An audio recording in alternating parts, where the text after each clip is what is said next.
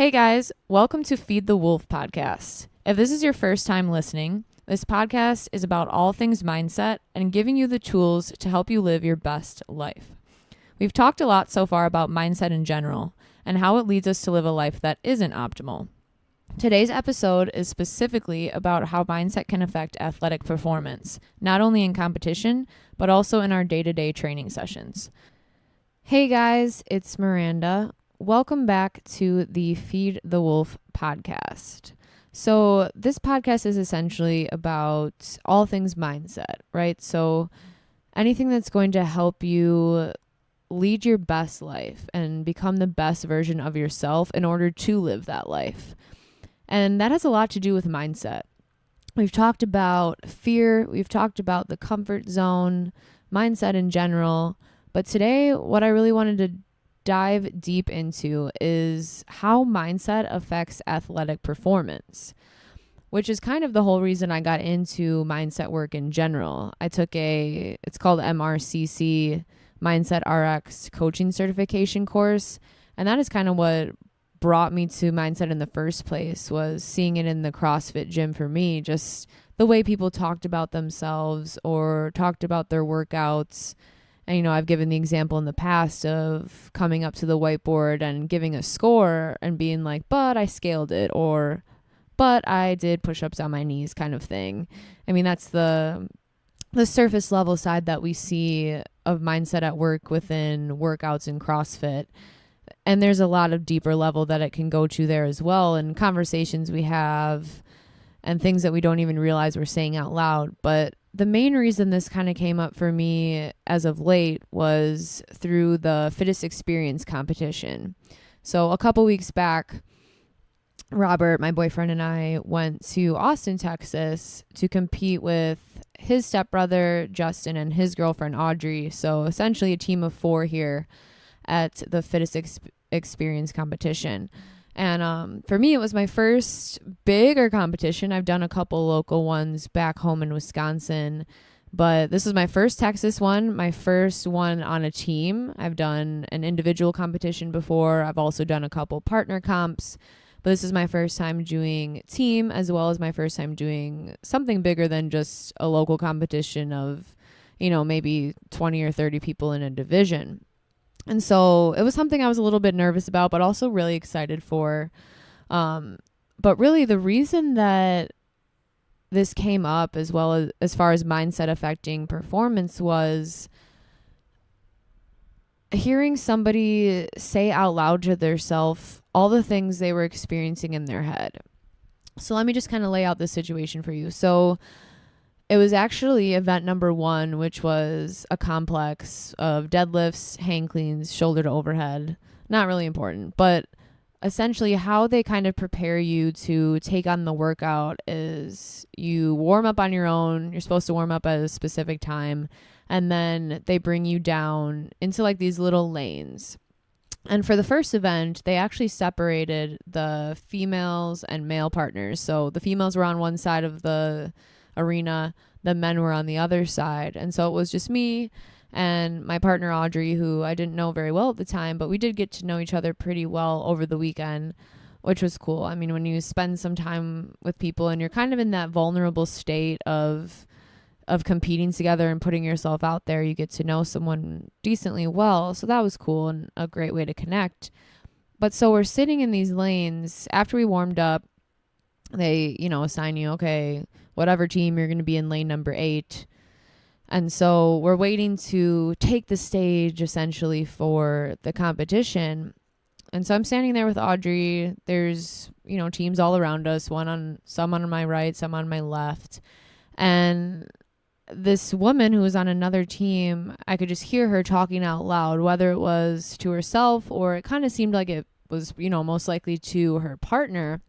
But she was saying all these things. She's like, I'm so sorry, guys. I hope I don't hold you back. I've never really done anything like this before. I didn't practice this lift enough. I'm so nervous.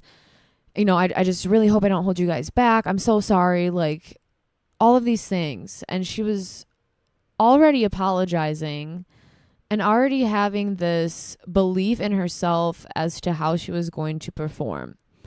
And the other interesting part was that her teammate, I shouldn't be laughing, but her teammate didn't say anything back. Like, there was no reassurance. Literally, it was silence after she said all of this, which I'm sure people, you never know what to say, what's the right thing, what's the wrong thing, whatever. But the interesting part to me was that she was actually saying all of this out loud. For most of us, this typically lives in between the ears. We don't usually verbalize it out loud. And for her, she was. And so that's kind of what brought about the idea of what I wanted to talk about today, is how things like that, or how having that negative mindset can affect your athletic performance. Now, I can't say from personal experience if that did affect her particular athletic performance. I was obviously competing alongside of her, so I wasn't really worried about anyone else other than myself and what I was doing. So I can't really speak to the fact of whether this particular situation and her verbalizing those thoughts did in fact affect her performance, and that she, maybe didn't do very well. I also don't know her as a person and what her doing well means, because again, that's a relative term. But I know for a fact that I have dealt with this a lot on my own. So like for me, anytime I would see a workout, whether it was in competition or not, that had ring muscle ups in it, I knew that was going to be negative. I knew that was going to not go well for me. That was not a movement that I felt confident in. It's not something that I felt I've practiced enough or I'm good enough at. And so even if it was just a random workout that I had for that day, I could kind of experience this negative mindset myself, or even just not doing a workout to the best of my ability that I felt that day, getting down on myself or saying, hey, this isn't going to go well. It has ring muscle ups in it, or it has deadlifts in it. Your back is going to blow up. Anything like that, anything that I don't feel super confident in kind of shows up in my training, as well as I think it's extremely heightened when you're in a competition setting, because especially if you're on a team, like she was saying, you have that fear of holding others back, or that your best performance isn't going to be enough for them. There's all these things you go through in your head. But really the point I'm getting at here is it comes down to the belief. So the fact that she's verbalizing these things out loud, or, maybe for us, it's saying it in our heads before we tackle the workout, but it's all coming down to the belief that is what is going to happen, which, if you remember, if it's a belief, that means that we can change it. And that's the most important thing. And the biggest takeaway here is that we know being in this state, or this mental state, or this mindset, or whatever kind of word you want to put around it, this is going to have consequences. I mean, not only in your physical body does it manifest as like, maybe you become super shaky, which ultimately is not going to be optimal if you're trying to perform your absolute best. You don't want to be shaking, literally trembling when you're grabbing that bar, or trying to do toes to bar or pull-ups or something like that. It's frantic. It's not a state that you want to be in, and it's not going to set the stage of what you want to do. So it's the mental game that counts, right?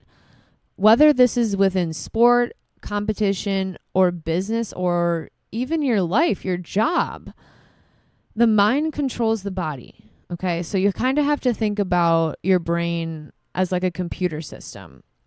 And if you think of your brain as a computer system, then your software would be your belief system, okay? Which, like I said, it all comes down to the belief of how you're going to perform or not. So ultimately, you could be this extremely gifted individual who's super fit, in the best shape of your life, but if the way that your mind is functioning is not optimal to counter that, you're never going to realize your physical potential. You're not going to be able to perform at your best in the gym, and honestly, outside the gym either. I mean, today we are focusing on the gym. So where do we start, right? The starting place is always to become conscious of your own thoughts. So for most of us, we kind of go through the day and we're thinking all day long. That's what the mind kind of does. We're just thinking all the time.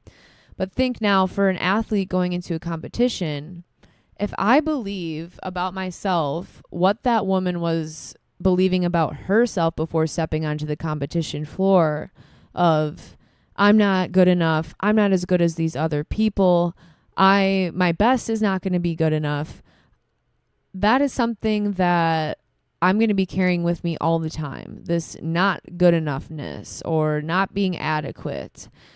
And there's certain thoughts that I'm going to have of like, I need to play really well to do really well, or I need to perform this workout really well to do really well in life. And so again, that belief system is what you hold true what you hold true to yourself is what's going to lead to a certain way of thinking, which ultimately leads to a certain way of acting. So if you think of people who you look at as successful or someone who constantly wins, think of the person in the gym who you're like, oh, she's got it, he or she's got it all together. They never fail. They always get PRs. They always seem like they're making progress. They win all the time because they want to win. They want to win, right? Like they want it bad enough. When in reality, that's not true at all.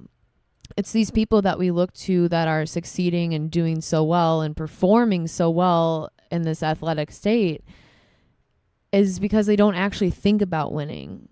They don't think about it at all. They simply believe that they're going to do well. They believe in themselves. So in other words, if I'm going to quote unquote win the game, or I'm going to win that workout, if we're talking about CrossFit, then why would I even think about winning the game, right? If there's some uncertainty as to how I'm going to do it, am I going to win or not? If you ask yourself that, then you're only spending time thinking about that. So again, it comes down to your belief system, right? So how do we work on changing that belief system? We've talked a lot on this podcast in the past about tools that you can use to work on this outside of the gym so that you're, journaling, reading, working on yourself, which is huge. Ideally, that's what you want. You want to work on this general mindset first. You want to focus on your self-growth within yourself first, and then kind of get a little bit more specific into the mentality in the gym. Now, with that being said, there is some specific mindset training that can be done in the gym that I think is extremely beneficial, not only for competition, but for those who are obviously just wanting to perform their best in the workout on any given day. And so these are tools that I have practiced myself, and I have found them to be extremely valuable, and they're very simple things that you can start incorporating in your day-to-day gym etiquette. So the first one here is actually before the gym. So it's kind of like I call it pre-arrival. So essentially what we're looking at here is to put your outside life aside. So now kind of changing that view of the gym and viewing it as a sanctuary.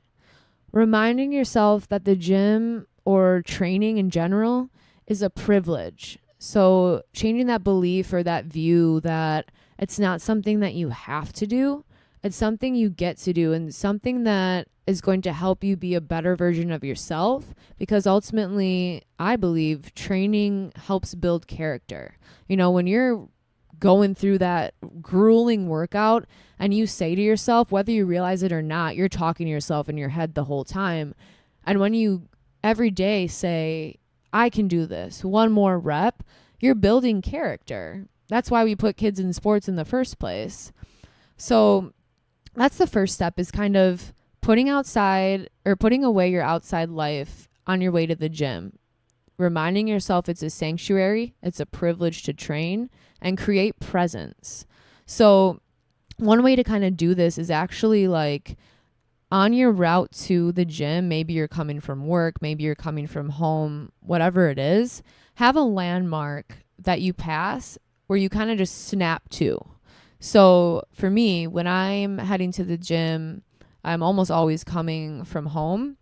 And I know once I turn on a specific street, so for me it's Venice Street, once I turn kind of away from my apartments, heading towards the direction of the gym, That's where I snap into it. I put my phone down. Nobody should be texting and driving anyways, but I see that a lot here in Houston. But for me, I put my phone down. I kind of think about what my training is going to be for that day. Most of us in CrossFit know the workout ahead of time. And if not, that's okay too. Just remind yourself, okay, I'm going to train today. I'm going to do my best. It is a privilege. But I think a big help there is having that physical landmark that you pass. Maybe it's a fire hydrant. Maybe it's a street. Maybe it's a stop sign. Maybe it's when you take the exit off the interstate. But have something, some sort of landmark that reminds you like, okay, I'm in gym mode. Whether it's even taking off that work hat and putting on your gym hat and kind of separating those two versions of yourself, I think is a great tool to use before you even get to the gym. Another one these kind of get into next, these next few steps here are going to be while you're actually training. And the second one I have here is visualization. Now, when I talk about this mostly comes best used in competition setting, but again, it can be used when you're training as well. So visualization is something that I believe we should be using in and outside of the gym.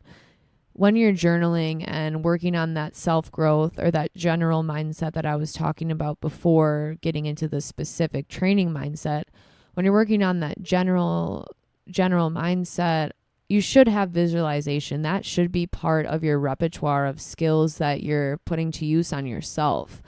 Whether it's journaling about the vision you have for the future, but everyone should have some sort of vision that is pulling them forward. Otherwise, we're always going to be, stuck in the present.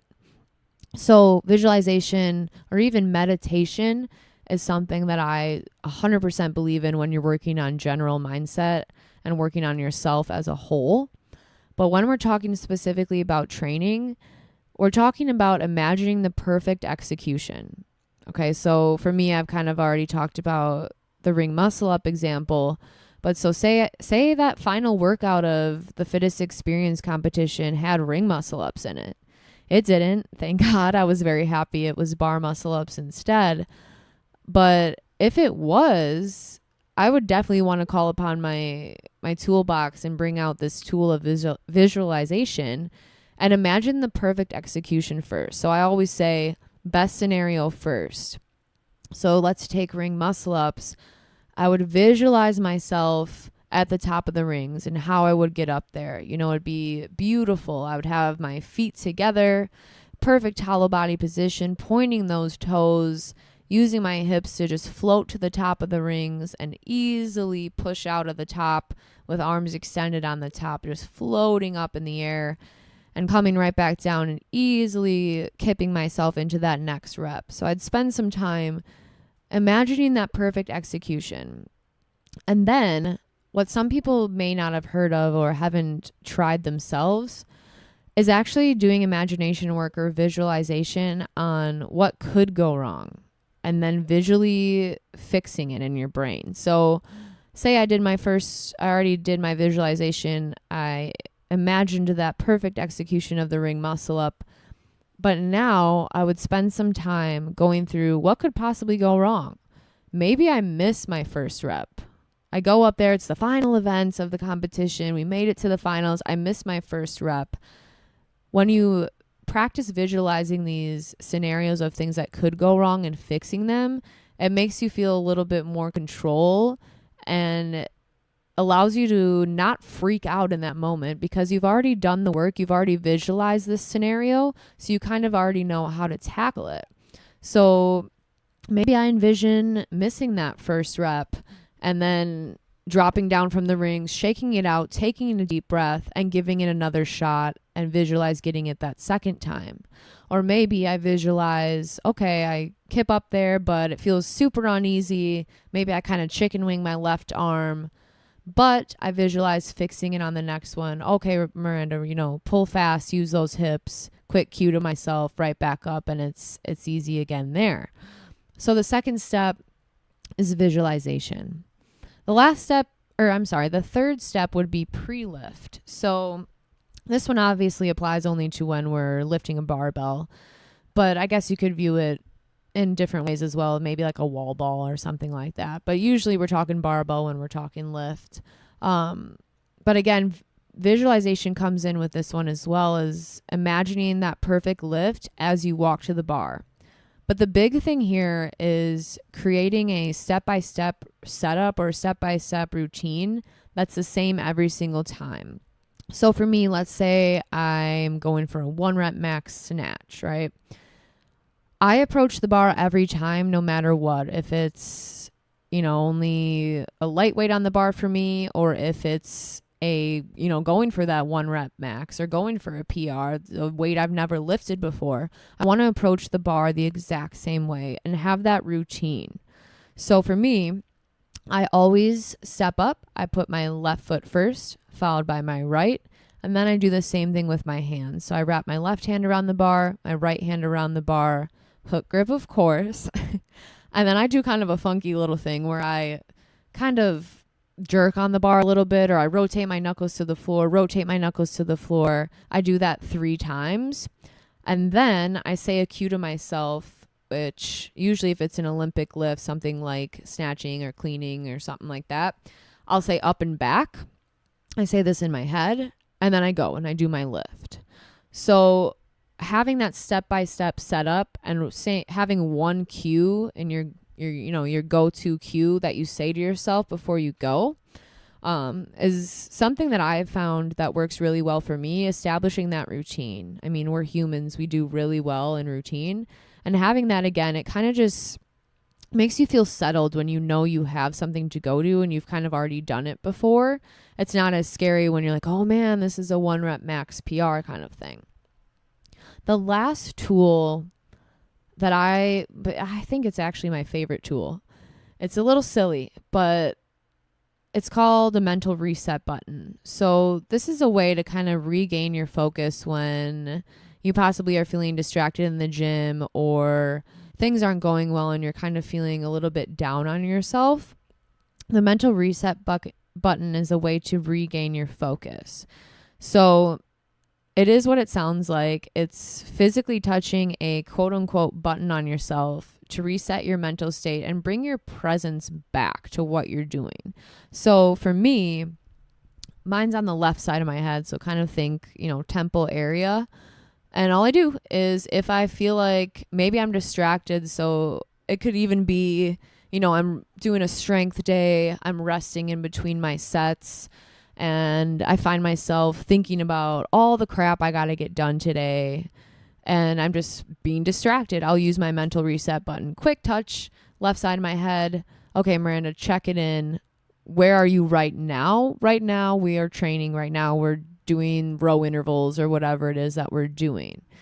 Like I said too, it doesn't have to just be distraction. It could be when you find yourself mentally shifting into that negative mindset or that belief system that, oh, you suck at this, or I'm not ever going to be good enough. When those kind of thoughts start creeping about in our minds, having that mental reset button, especially if you're a physical person already, can be something that really just brings that awareness back to the present moment, and also can just remind yourself that, again, it is a privilege to train.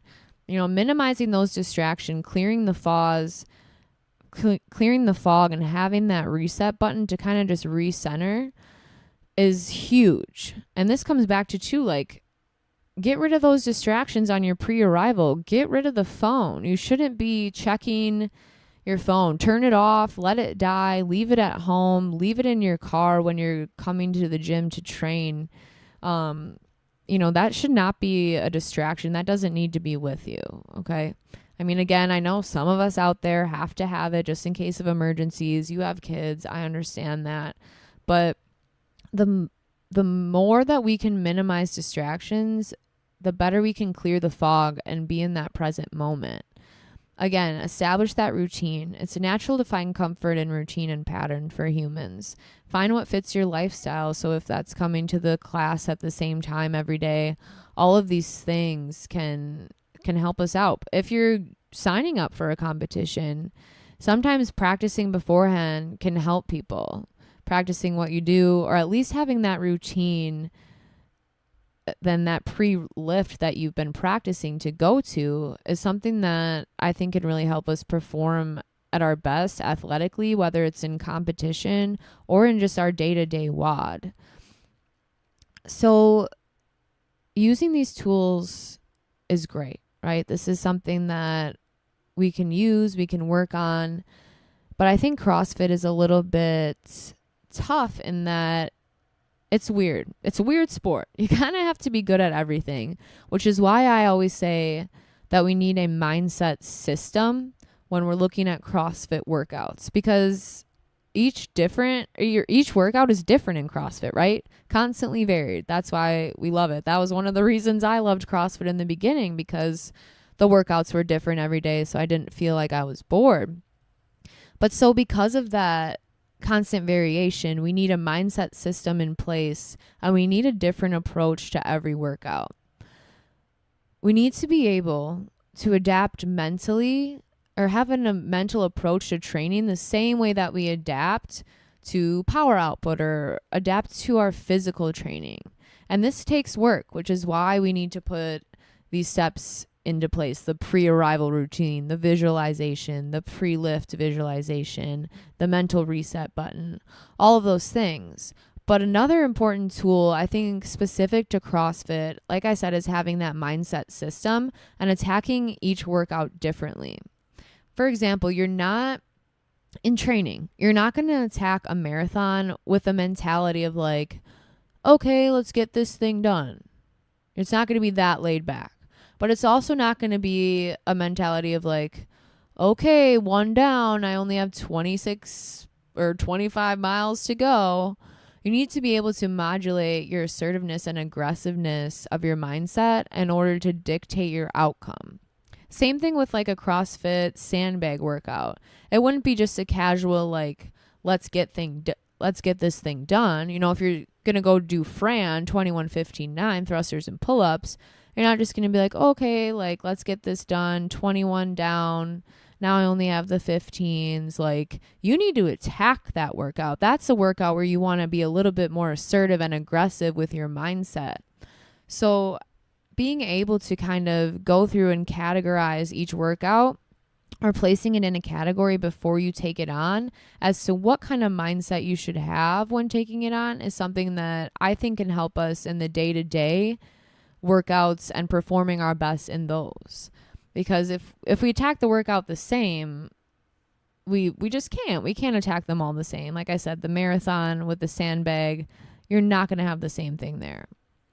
So when it comes to competition, the biggest thing I think we need to remember, yes, it's amazing to have all these tools in your toolbox to use.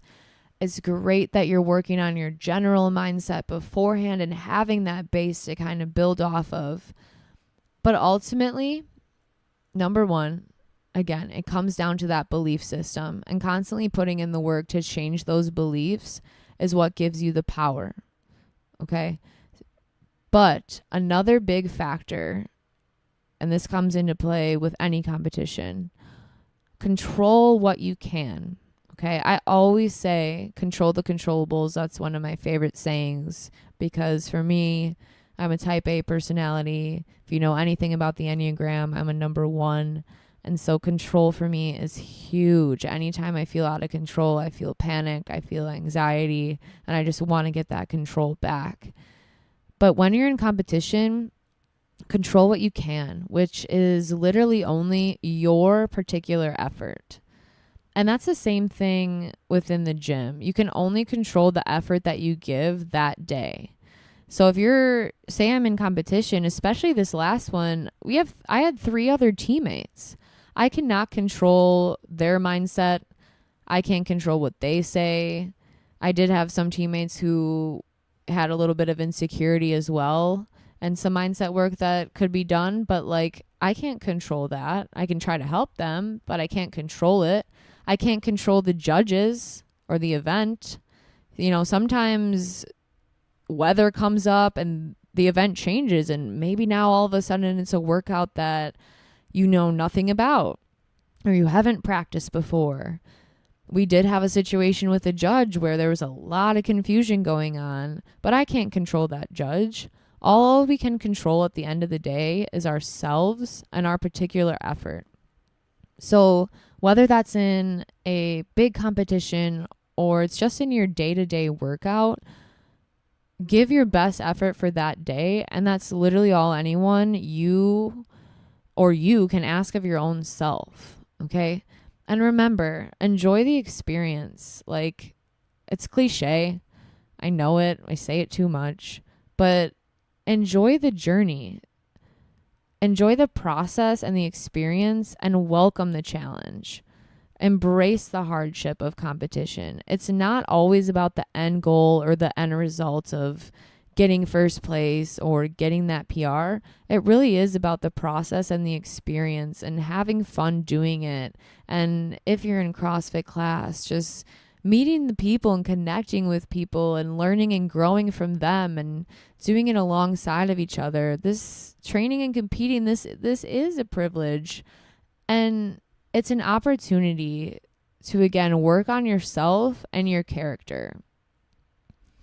So those are my thoughts, guys, on mindset and athletic performance. And it always comes back to that. Of course, this flows and feeds into your life, whether it's within work, relationships, anything, all comes back to your belief system and your mindset. But very specifically, when we're looking at training or competition, we need a specific mindset system and tools to use when we are in the gym. And I think that these will be extremely beneficial if you start implementing them. So please feel free, if you do, to reach out, comment on this, send me a message on Instagram. My name is Miranda Panda Fit, or find us on Facebook, Black Wolf CrossFit. I'd love to hear if you use these in competition or if you start using these tools in training. I'd love to hear about how it goes for you, or any other questions you may have around the subject. But thank you very much for tuning in, and we will see you next time. Have a great rest of your day.